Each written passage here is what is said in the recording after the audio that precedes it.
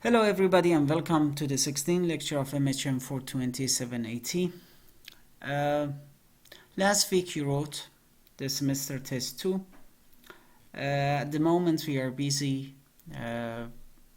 marking your semester test, and I try to finalize the mark as soon as possible, and I'm going to upload it on ClickUp.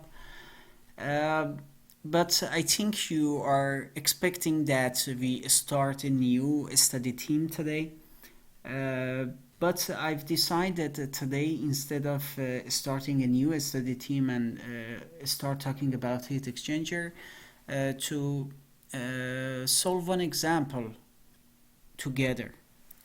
I've decided to solve question number 2 of the semester test together.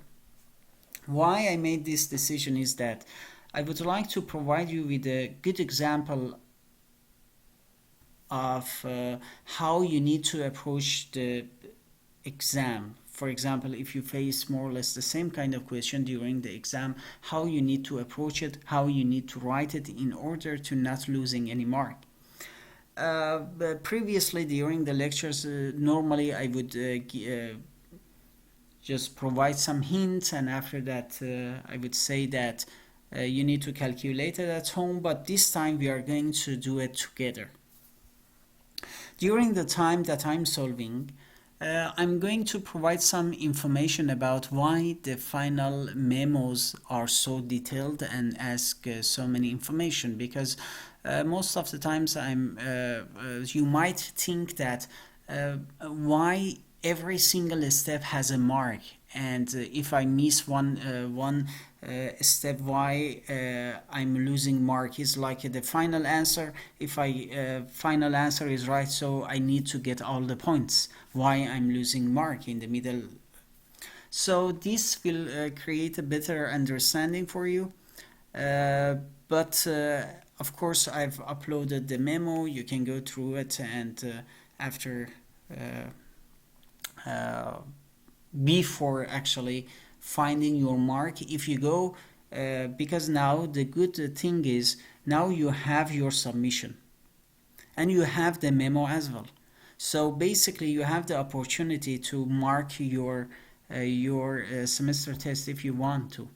So, and you go through it, you see, and when we are done with marking and after that we post the result, you can see if your marking is close to what we marked, and if there is any kind of issue, you know that always there is a time for perusals and you can contact me. But let's start solving this question together. Question number 2 is saying that consider a 30 centimeter diameter pan filled with water at 15 centigrade in a room which the room temperature is 20 centigrade, 1 atmosphere, and 30% relative humidity. A fan blows over the water surface at a velocity of 5 meters per second. Determine the rate of evaporation of water. The hint is here that take the radius of the pan to be the characteristic length. Okay, first, before writing any kind of answer, I just want to think for 30 seconds to see what the question is asking me. The question is asking the rate of evaporation of water. So this is what the question is asking me.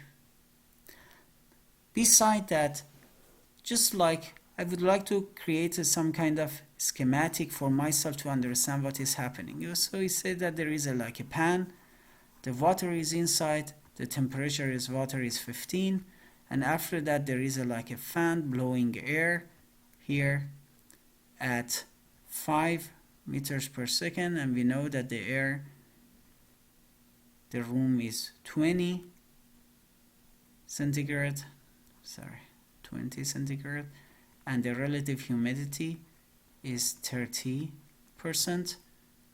1 atmosphere. So it basically looks very simple.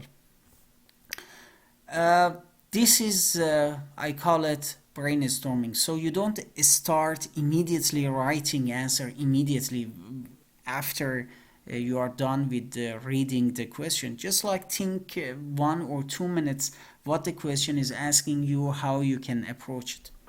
So now that I understand it and I made it a little bit simpler for myself, I'm going to see that, okay, the question is asking determine the rate of evaporation of water, but how can I find it? Is there any correlation? If I can go to my textbook and I see that yes, there is like a correlation. If I want to find m dot v, there is like a correlation that is h mass as rho v s minus rho v infinity. Okay. So this is the correlation that I need to use to find the final answer.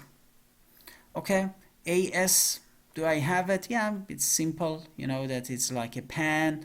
We know that the pan is circle, the diameter is given, so that's fine.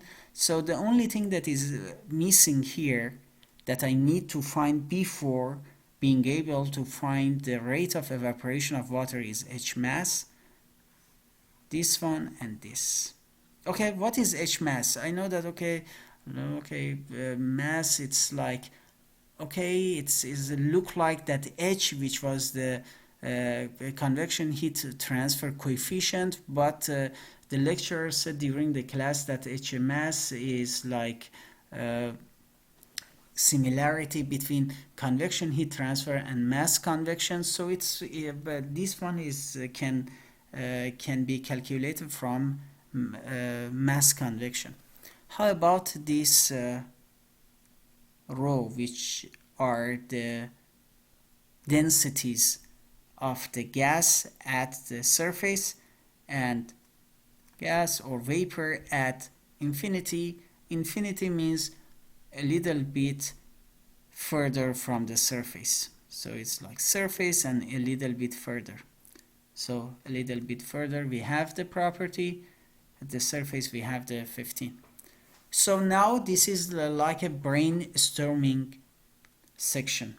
Just 1 minute, 2 minutes, you think about it to know what the question is really asking you and what is your approach or strategy to solve it. After that, start writing. Now we know that, okay, first we have two sections. One section is mass convection, and the second section we are dealing with densities of vapor at the surface and at the far from the surface, in this case the room situation or temperature basically. Okay, let's now, by having this section, by having done this section and understanding what we are going to do, let's start solving. Okay, now I say that there are two temperatures. We had the room temperature as 20 and surface temperature as 15.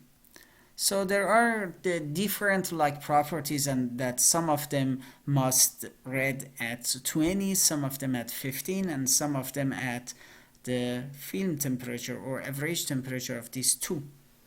So if you remember, we said that the property of dry air should be read at the average temperature. So basically I say that property, I just write properties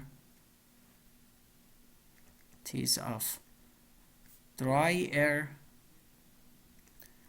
at 15 plus 20 centimeter divided by 2, 17.5 from table A15. So I go to the table A15, and after that I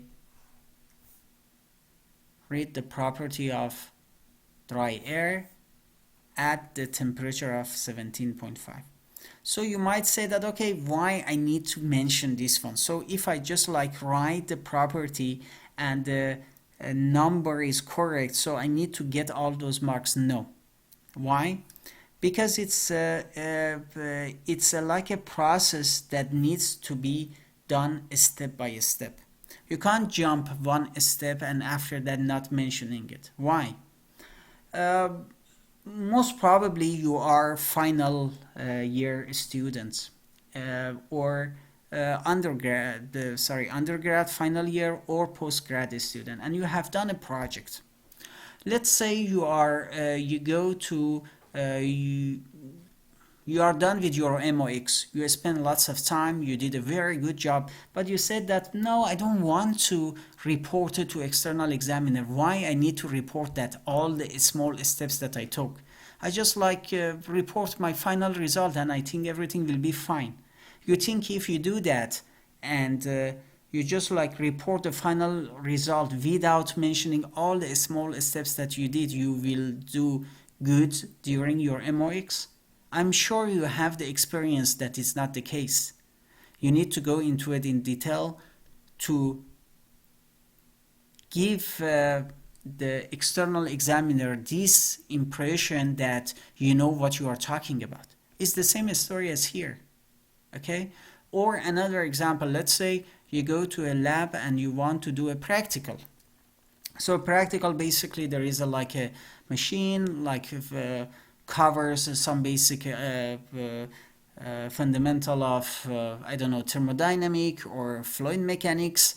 You need just to somebody will help you to do it, and after that it will take, I don't know, 10, 15 or 20 minutes. You need to write a report about it. You might say that, why I need to write a report about it? Yeah, just we went to the lab, we saw it. It's doesn't make sense.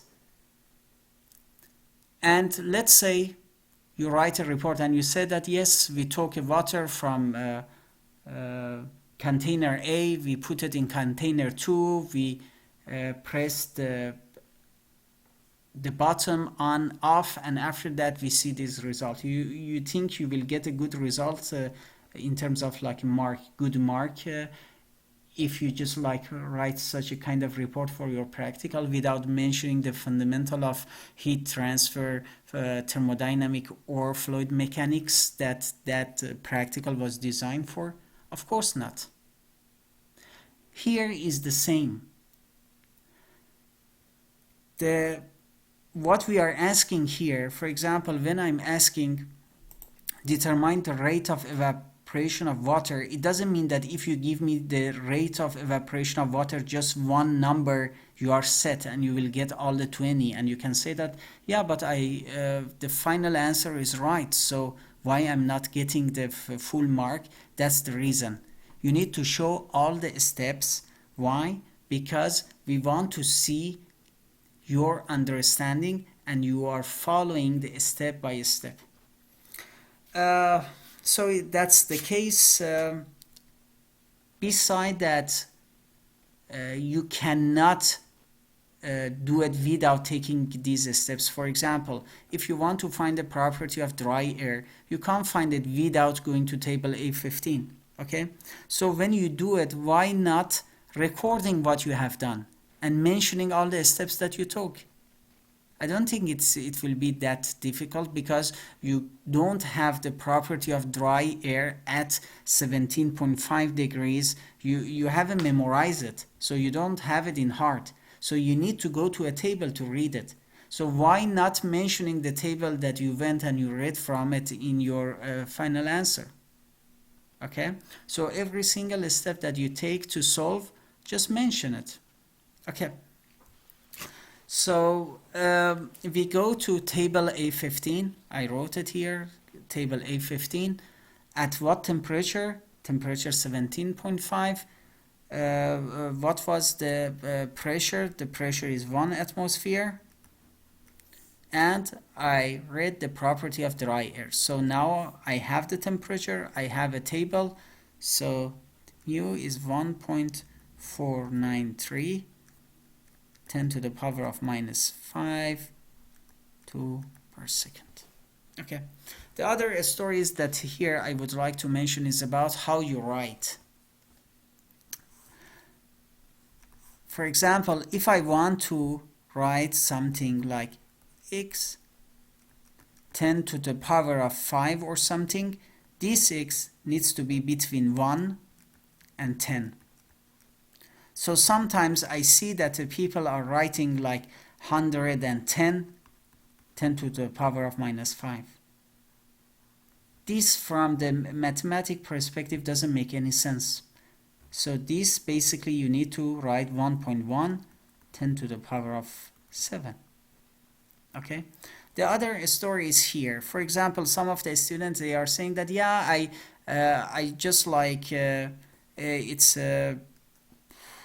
didn't write, for example, let me just give you a better example of it. So we have 1.493, we have 1.497, we have 1.495. Let's say instead of 3 after the dot, I want just to use 2. So here it will be 1.49, here will be 1.50, and here will be 1.50. So sometimes I see that, for example, the answer is 3.198 and students write 3.19. This is wrong. Okay, so you can't just delete this one. Please give attention to those small details as well. The other story that I'm really sensitive about is unit. No unit in mechanical engineering means no meaning. For example, if I tell you that, yeah, the velocity is 50 what? 50 meters per second, 50 kilometers per hour, 50 what? It's the same story here. So when you don't mention unit, it means that that is wrong, even though the number is correct. Okay? So sometimes we have this story, yeah, sir, like the number is correct, why I need to mention unit? As I said, unit is very important in mechanical engineering, and without unit means there is no meaning. Okay, so let's go back to the question. Let me just rewrite it. So property of dry air.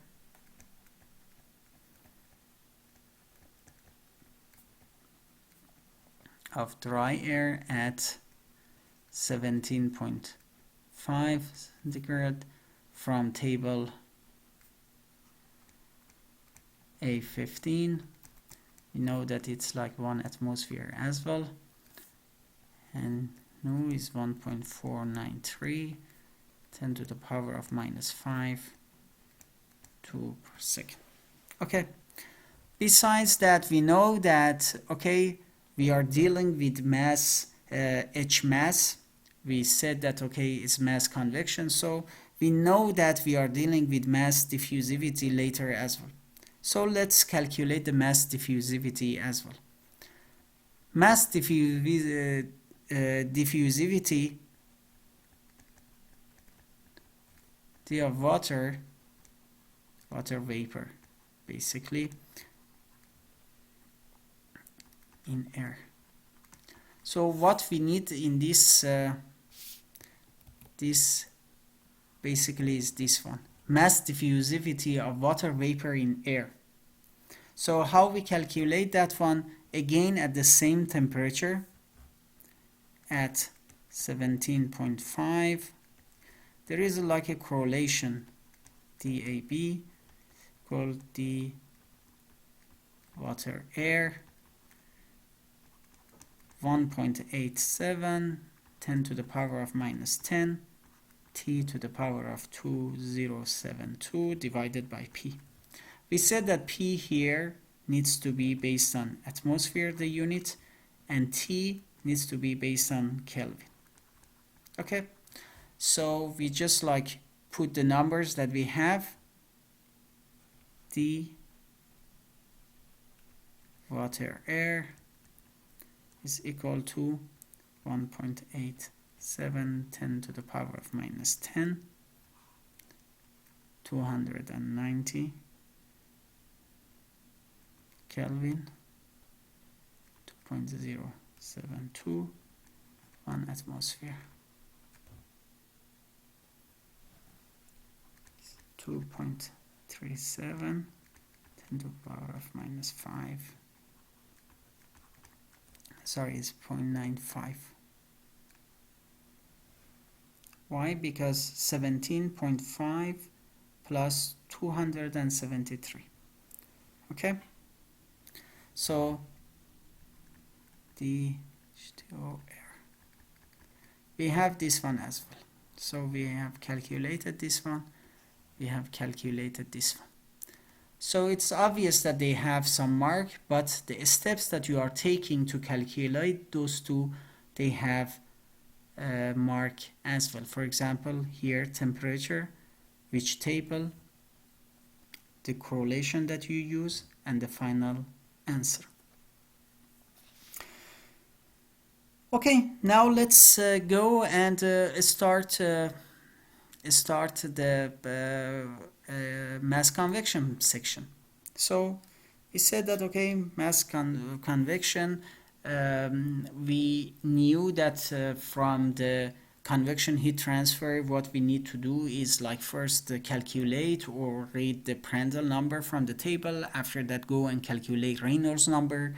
After calculating the Reynolds number, we could determine what kind of regime we are dealing. Is it laminar? Is it a turbulent? After that, we could go to our textbook and find the right correlation to find Nusselt's number. When we have a Nusselt number, we could find convection heat transfer coefficient. We said that is very similar to convection mass transfer. We said that in convection mass transfer, first we calculate a Schmidt number, which is some more or less like the Prandtl, which relates to the property. After that, we calculate Reynolds. When we have a Schmidt number and we have the Reynolds number, we can go and find the right correlation for Sherwood number. When we have the Sherwood number, we can calculate the H mass. Okay, so let's try to do the same mentality. So I just write it Schmidt from Schmidt. This is the first one. The second step, we calculate Reynolds. By knowing the Schmidt and Reynolds, we need to, the third step, we need to find the right correlation for Sherwood. When we have the right correlation for Sherwood and we find the Sherwood, at the last step we can find H mass. Okay, a Schmidt number, new DAB or DH2O air in this case. We have both numbers, we calculated them, so it's very easy. 1.493 10 to the power of minus 5 divided by 2.37 10 to the power of minus 5 is equal to 0.62 and no unit. A Schmidt number, we know that it's dimensionless, Reynolds dimensionless, Sherwood dimensionless, but H mass is not dimensionless. Okay, so now we have the Schmidt number. We can calculate the Reynolds number as well. So we know that Reynolds is velocity, characteristic length, V. The question is telling you that the radius of a pan is can be the characteristic length, not can be, actually it is. So you have the velocity of air, you have the property, you have the characteristic length. So it's 5 meter per second multiplied by 0.15 meter, 1493 10 to the power of minus 5 2 seconds. So it will be 15,234. Now to find the right Sherwood number or correlation for Sherwood number, we need to go and find what kind of boundaries we are talking about. As you can see here is Reynolds is smaller than 500,000 and Schmidt number is greater than 0.6.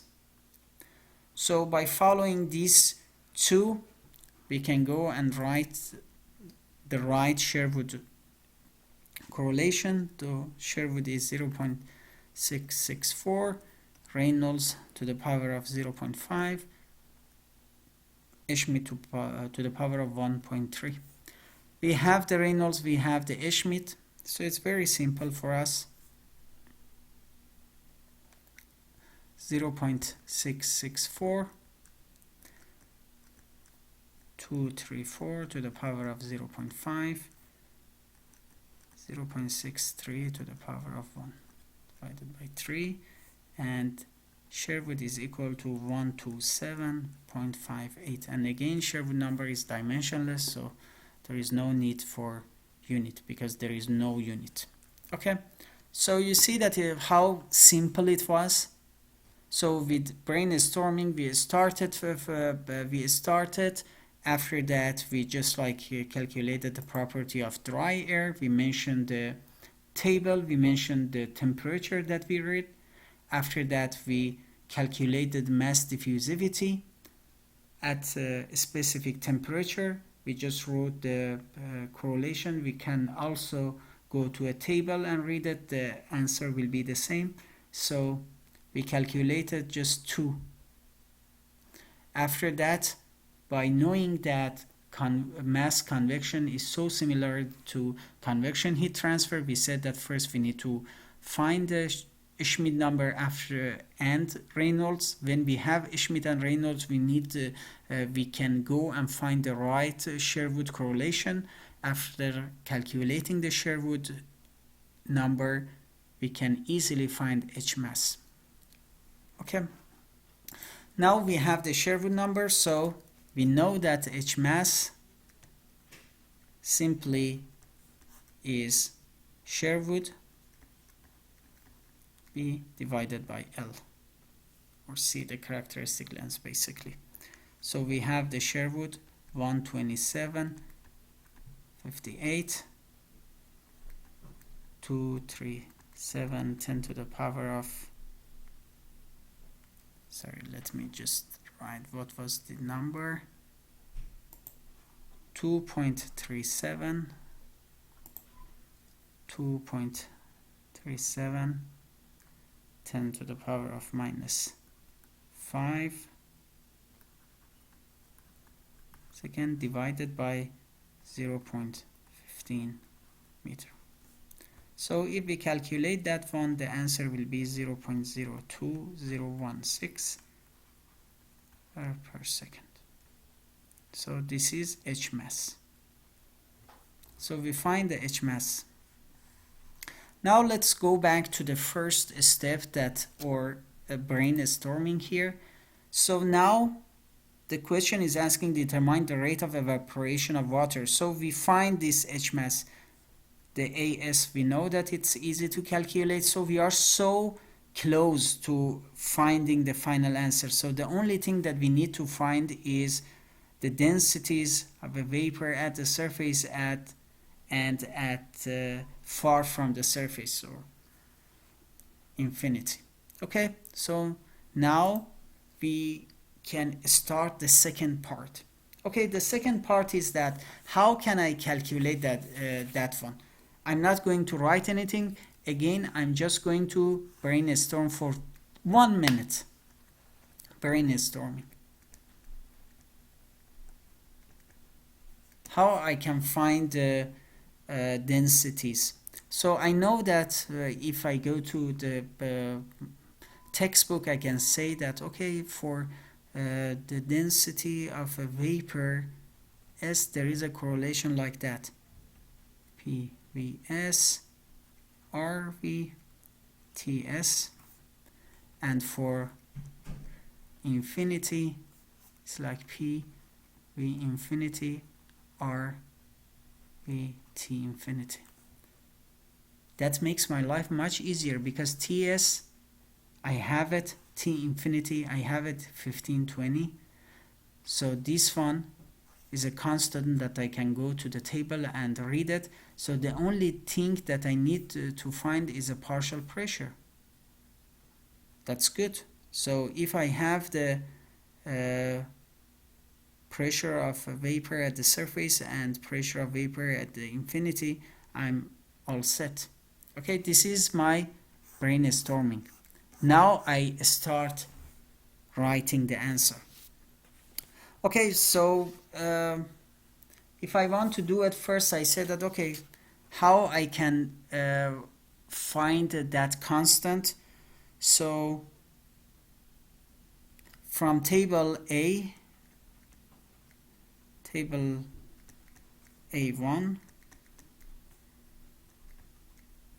R for water vapor is equal to 0.4615 kilopascal kilogram Kelvin. Okay, water vapor. So from table A1, this is the constant. Very simple. How about the pressures?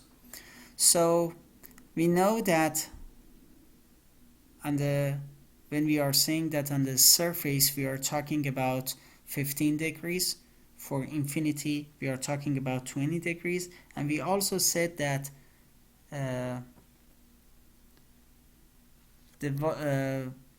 we need to treat the water vapor and the air as ideal gases. That's the reason we went and we calculated we find the R from the table.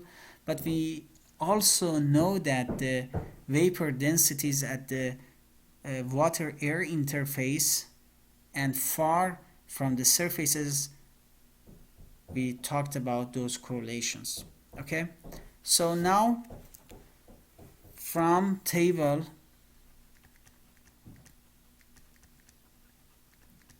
A9 at 15, we go and we read the saturation pressure of water.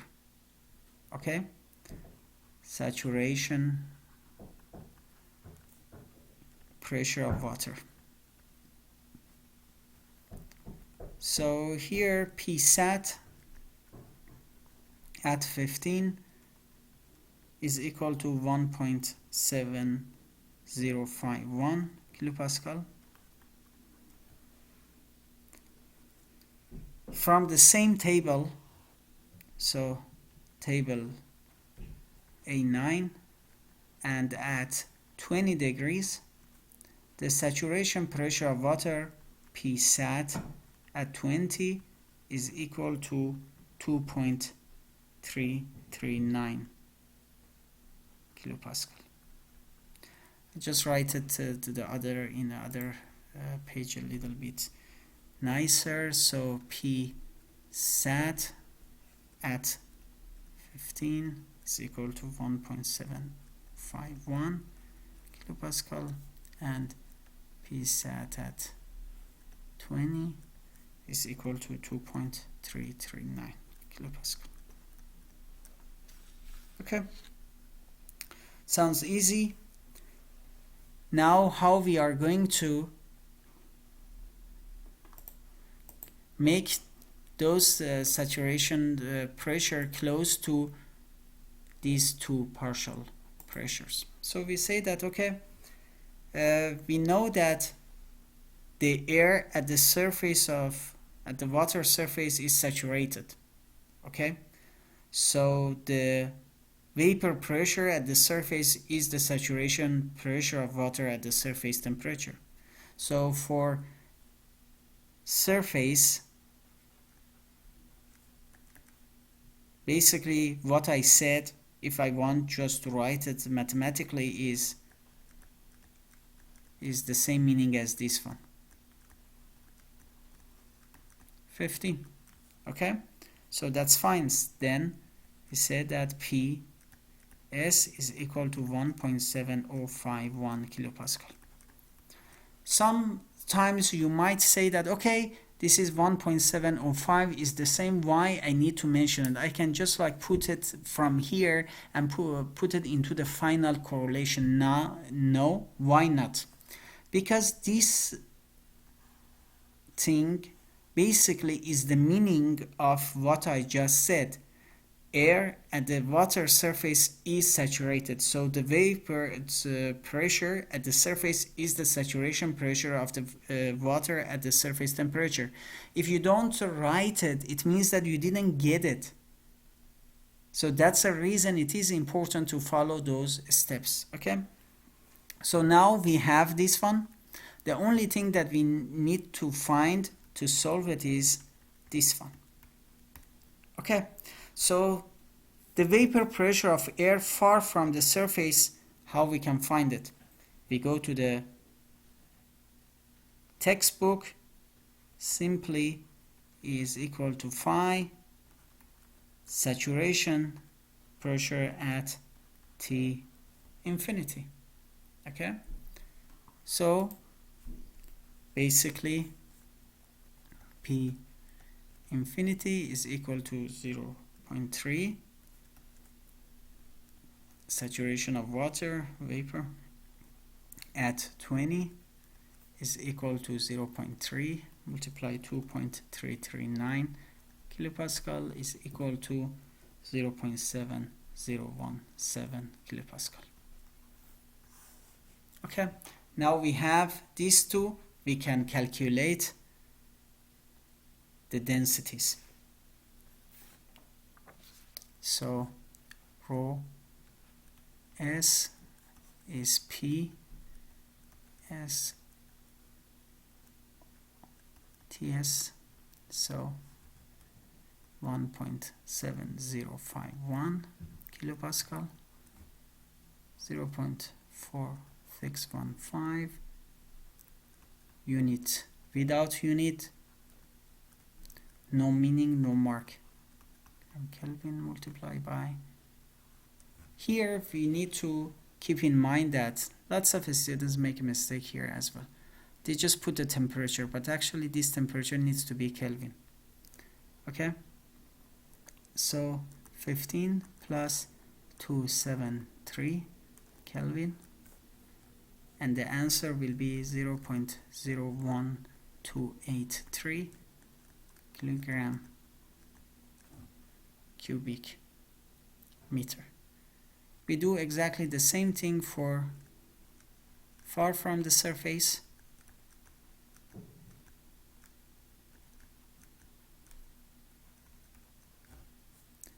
So basically it will be 0.7017 kilopascal divided by 0.4615 that we read from the table A, 1 kilogram Kelvin, and as I mentioned, temperature needs to be based on Kelvin. So the answer here will be 0.00519 kilogram cubic meter. Okay, now we have all the information that we needed. So m dot v, the evaporation rate is H mass. We calculated it. AS easily can be calculated. Density, S here minus infinity. Okay, so let's put all those numbers together.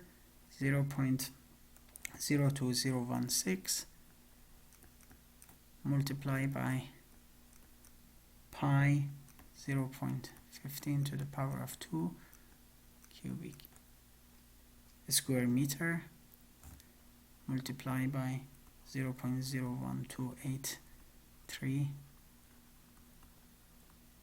minus 0.00519.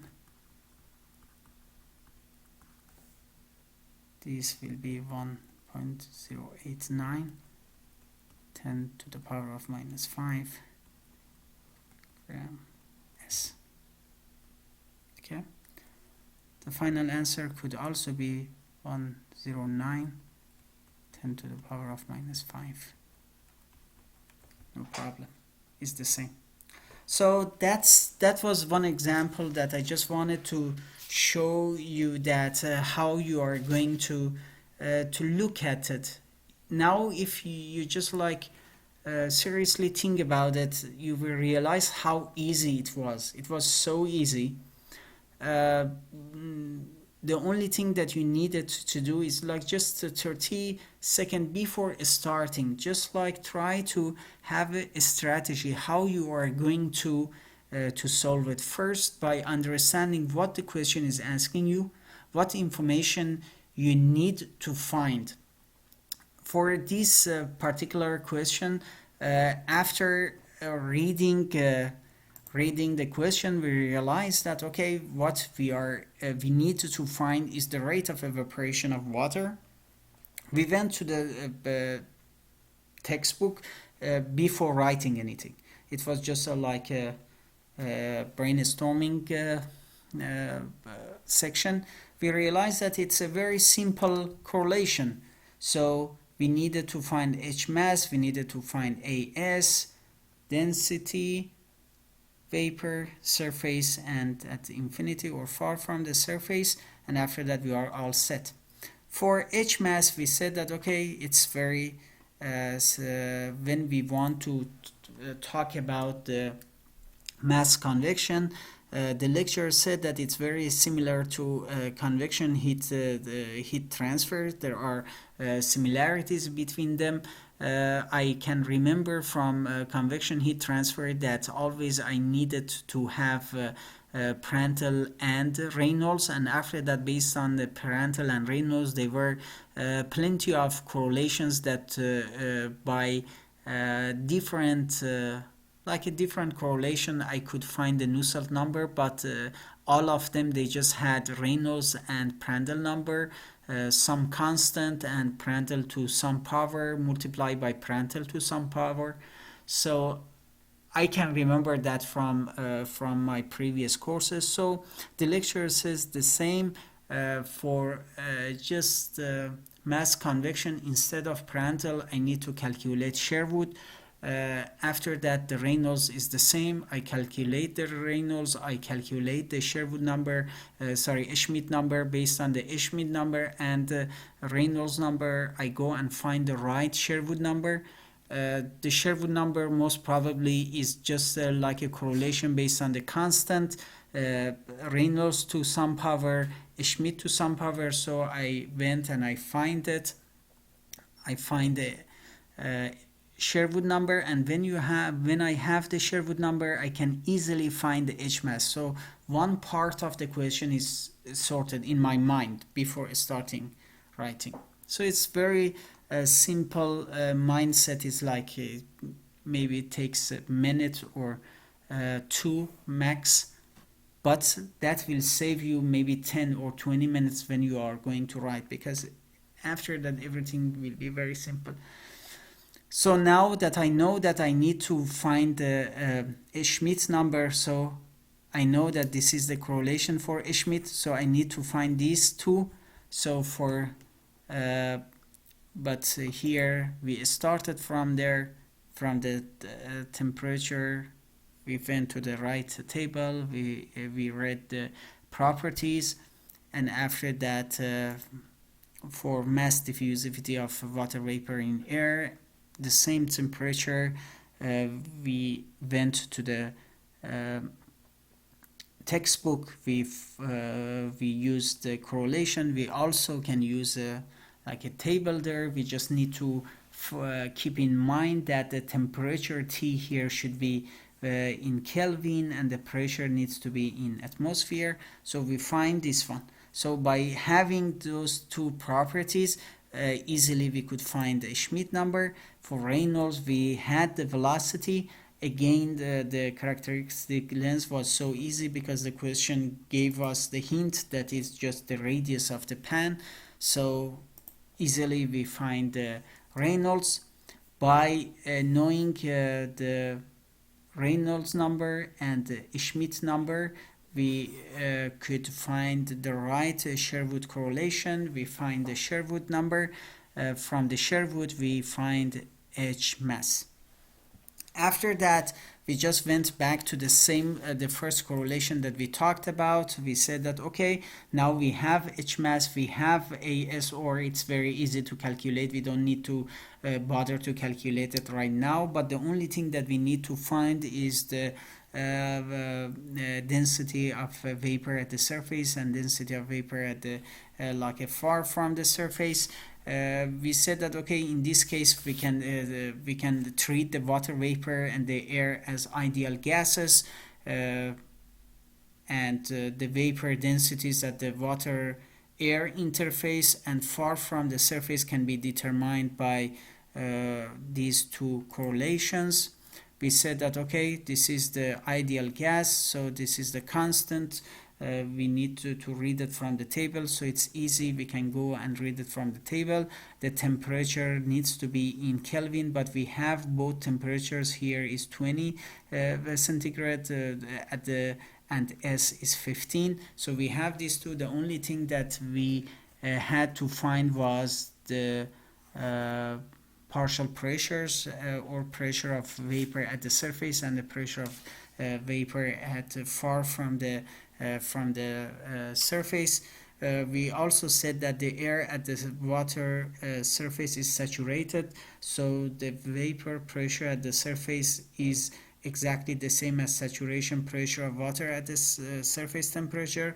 That was the reason why we went and we read the saturation pressure at T sat, or sorry, T surface as a saturation temperature. So we read it from the table. We mentioned the table that we read from. We also read the saturation pressure of water at T infinity, but we also said that for the vapor pressure of air far from the surface is proportional to the saturation pressure at T infinity, is not exactly the same, is proportional, but what is that phi is relative humidity is given, so we just like put this 0.3, multiply it by the number that we read from the table, and after that we easily could calculate those the densities, the vapor densities at the water air interface and the vapor and far from the surface. When we had these two, easily we just went back to the same correlation. We put everything together and we could calculate the final answer. So now if you look at it, it's very simple. I just want you to use more or less the same mentality when you are facing with like an exam, or you want to solve the exam. And the other thing that keep in mind that when you are doing it, just write all the steps that you do. For example, in this case, for example, here in case of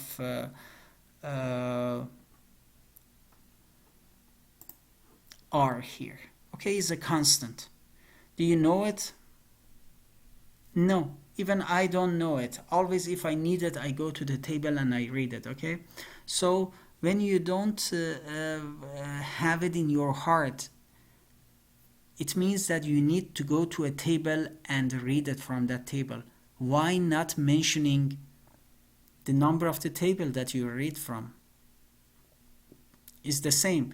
Do you have in your mind exactly like, do you have in your heart the saturation pressure of water at 20 degrees? No, you don't have it. Nobody has. So again, you need to go to a table and read it. So when you go to a table and read it, why not mentioning the number of the table that you read from and the temperature that you read from? You are doing it, so just document all those steps that you have done. I think that's it from